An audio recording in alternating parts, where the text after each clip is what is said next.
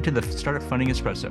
I'm Hall T. Martin, where we talk about how to raise funding and invest in startups and the time it takes to drink an espresso. If you have a question about startup funding or investing, please go to the website, startupfundingespresso.com, and type in your question into the chat bot in the lower right corner to receive an answer. I hope you enjoy this episode.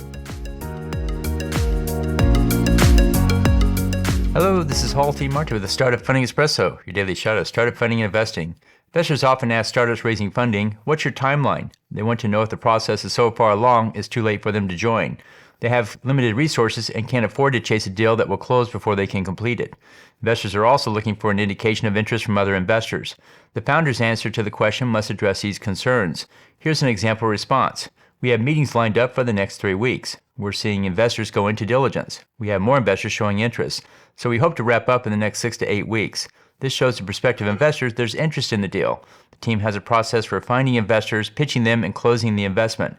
6 to 8 weeks is an ideal time for closing as it gives the investor enough time to run diligence. More than 8 weeks means the investor can procrastinate.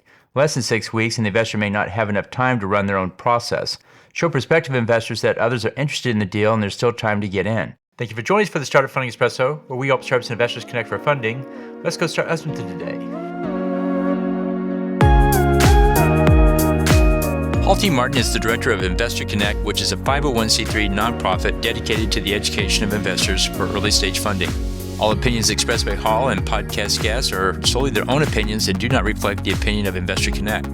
This podcast is for informational purposes only and should not be relied upon as a basis for investment decisions.